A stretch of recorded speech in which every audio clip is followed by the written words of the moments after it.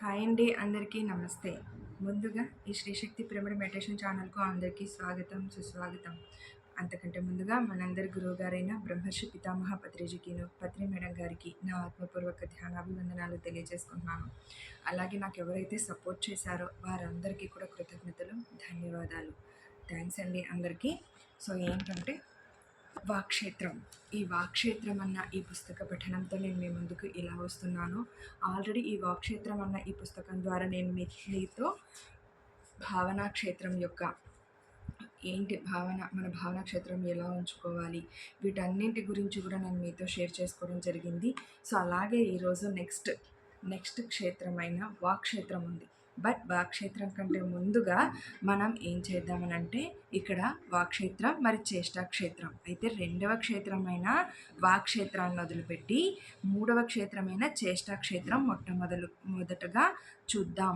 ఆ తర్వాతే వాక్షేత్రం గురించి చూద్దామని ఈ పుస్తకంలో ఇవ్వడం జరిగింది. సో అందుకే నేను మూడవ క్షేత్రమైన చేష్టాక్షేత్రం గురించి ఈరోజు నేను చదివి మీకు వినిపించబోతున్నాను. ఓకే, చేష్టాక్షేత్రం.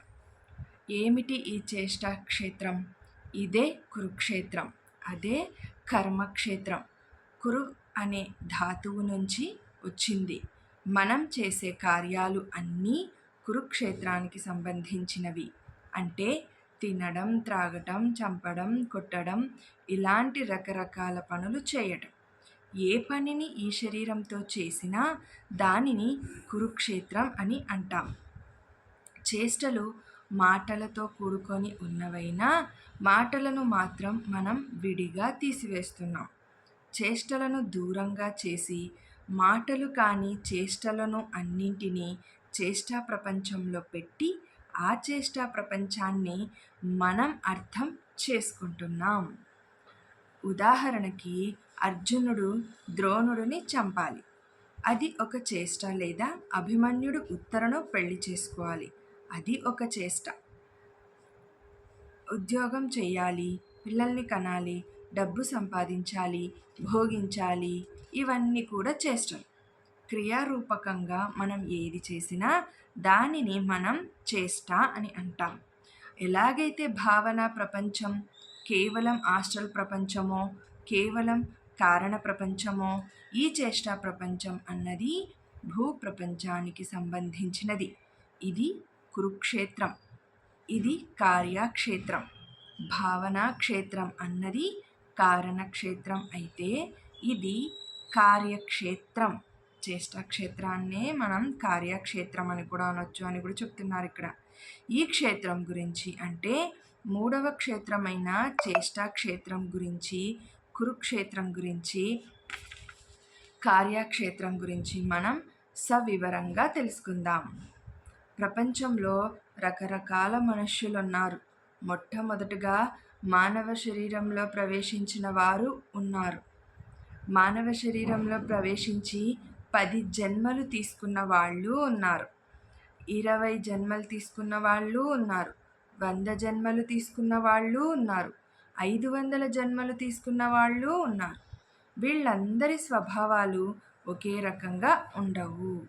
మొట్టమొదటలో తమోగుణ ప్రధానిగా వస్తాడు మానవుడు. కొన్ని జన్మలు తీసుకున్న తర్వాత మెల్లిమెల్లిగా ఆ గుణం మారిపోతూ రజోగుణ ప్రధానిగా తయారవుతాడు. ఆ తర్వాత మెల్లిమెల్లిగా మారుతూ సత్వగుణ ప్రధానిగా వస్తాడు. ఆ తర్వాత ఇంకా మెల్లిమెల్లిగా మారుతూ నిర్గుణి అయిపోతాడు. అంటే రకరకాల గుణ సంశయాలలో కూడి ఉన్నారు మానవులు. మరి రకరకాల ఈ మానవుల కార్యక్రమాలు ఏ విధంగా ఉంటాయి? ఒకే రకంగా ఉంటాయా అంటే ఉండవు. రకరకాల గుణ సంచయాలు గల మానవుల కార్యకలాపాలు కూడా ఆ గుణాలకు తగిన విధంగానే ఉంటాయి, రకరకాలుగా ఉంటాయి. ఒకరి కార్యకలాపాలు ఇంకొకరితో, మరొకరి కార్యకలాపాలతో ఏకం కాజాలవు, అది అసంభవం. ఒకానొక తమోగుణ ప్రధాని అయిన వాడి కార్యకలాపాలు ఆ గుణానికి సంబంధించినవిగా పూర్తిగా ఆ గుణానికే అంకితమై, ఆ గుణానికే ప్రతిరూపమై, ఆ గుణానికే ఛాయ అయి ఉంటాయి. అలాగే ఒక రజోగుణ ప్రధాని అయిన వాడి కార్యకలాపాలు రజోగుణ ప్రధానమై ఉంటాయి. ఒకానొక తమోగుణ ప్రధాని అయిన వాడి కార్యకలాపాలు ఒకానొక రజోగుణ ప్రధాని అయి వాడితో ఒకే విధంగా ఉండజాలవు. అది అసంభవం. ఎలా ఉంటాయి? ఏ వంట తింటే చేతికి ఆ వాసనే కలుగుతుంది.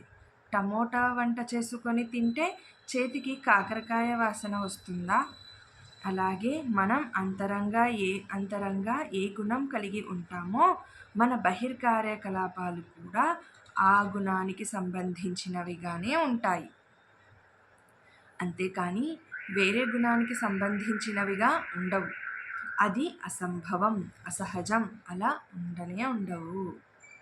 అలాగే ఒకానొక రజోగుణ ప్రధాని అయిన వాడి కార్యకలాపాలు ఒకానొక సత్వగుణ ప్రధాని యొక్క కార్యకలాపాలుగా ఉండజాలవు. ఈ సత్వగుణ ప్రధాని యొక్క కార్యకలాపాలు ఎలా ఉంటాయి? అతడు చక్కటి సంగీతం వింటాడు, చక్కగా భజనలు చేస్తాడు, లేకపోతే చక్కగా ఆటపాటలతో ఉంటాడు. రజోగుణ ప్రధాని పాలిటిక్స్లో ఉంటాడు, వాడికి అదే కావాలి. అలాగే ఒక సాత్విక గుణ ప్రధాని యొక్క కార్యకలాపాలు ఒక నిర్గుణి యొక్క కార్యకలాపాలు లాగా ఉండవు. నిర్గుణ ప్రధాని అయినవాడు ఎప్పుడు ధ్యానం చేస్తూ ఉంటాడు, ధ్యానం చెప్తూ ఉంటాడు, ధ్యానం చేయిస్తూ ఉంటాడు, ధ్యానం గురించే మాట్లాడుతూ ఉంటాడు. కేవలం సత్వగుణ ప్రధానమైన కార్యకలాపాలలో, సంగీతంలో, భజనలలో, ఆటపాటలలో, ఫైన్ ఆర్ట్స్లలో నిర్గుణ ప్రధానులు అయిన వారు అధికంగా ఉండరు. కనుక చెప్పేదేమిటంటే మానవుడి బహిర్కార్యకలాపాలు, కార్యక్షేత్రాలు, కురుక్షేత్రాలు, కర్మక్షేత్రాలు వారి వారి అంతర్గుణాల నిస్సహాయ బందీలు.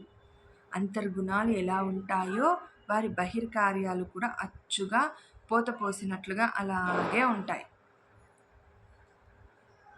Your deeds are natural shadows of your gunas. మీ కార్యకలాపాలు మీ స్వధర్మం యొక్క మూసపోసిన పరిఛాయలు. మీ గుణం ఒక రకంగానూ కార్యం ఒక రకంగానూ ఉండటం అసంభవం. ఈ గుణం అనేది అంత త్వరగా మారుతుందా? మారదు. ఎంతో మెల్లిమెల్లిగా మారుతూ ఉంటుంది. కనుక ఎవరి కార్యకలాపాలను కూడా ఎవ్వరు మాత్రం ఆస్తికత లేని వాళ్ళం మనం. ఎందుకంటే చిన్న పాపలాంటి ఆత్మ అలానే నడుస్తాడు. కొన్ని జన్మలే ఎత్తాడు, 50 జన్మలు ఎత్తలేదు. అంచేత అలానే ఉంటాడు. 5 జన్మలకు ఏ స్వభావాలు ఉంటాయో అవే ఉంటాయి. 50 జన్మలకు ఏ గుణాలు ఉంటాయో ఆ గుణగణాలు ఉంటాయి. అలాగే ఓ 1000 జన్మలు తీసుకున్నవాడు ఏ పనులు చెయ్యాలో ఆ పనులే చేస్తాడు. కనుక తప్పు ఎక్కడుంది? తప్పు అనేది లేనే లేదు. తప్పు పట్టడం అన్నది అన్నింటికన్నా పెద్ద తప్పు. కనుక ప్రతి మానవుడు కొన్ని జన్మల్లో తమోగుణిగా పుట్టాల్సిందే, మరికొన్ని జన్మలు రజోగుణపరంగా ఉండాల్సిందే, మరికొన్ని జన్మలు సత్వగుణంగా ఉండాల్సిందే, చివరగా నిర్గుణంగా అయి తీరుతాడు. కనుక ఎవ్వరినీ తప్పు పట్టాల్సిన పని లేదు.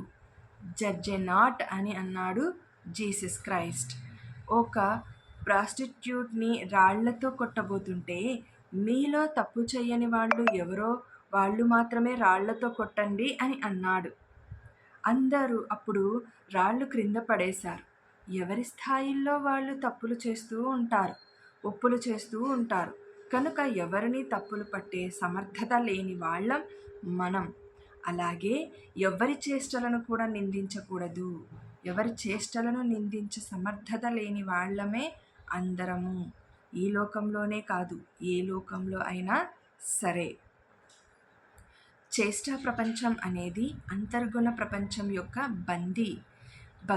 భగవద్గీతలో అంటాడు కృష్ణుడు, తమోరజో సాత్విక గుణాలు ప్రకృతి సహజం, అవి ప్రకృతి ఒడిలో నుంచే వచ్చాయి.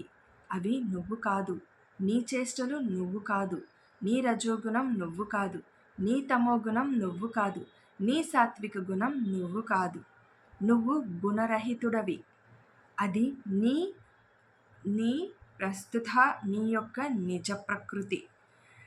మిగతా ప్రకృతిలో రజోతమో సాత్విక గుణాలు తమంతట తాము పనిచేస్తూ పోతుంటాయి. నువ్వు వాటికి సాక్షిభూతుడివిగా, సాక్షి మాతృడివిగా వాటిని పట్టించుకోవలసిన అవసరం లేదు. మనం నడుస్తూ ఉంటే మన నీడని మనం పట్టించుకోం.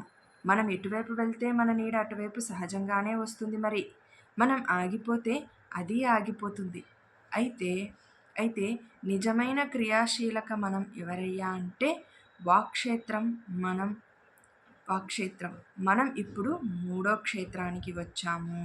అదే భావనా క్షేత్రం ప్లస్ చేష్టా క్షేత్రం. ఇది మరొక ఎపిసోడ్లో నేను కంటిన్యూ చేస్తానండి. Thank you so much friends.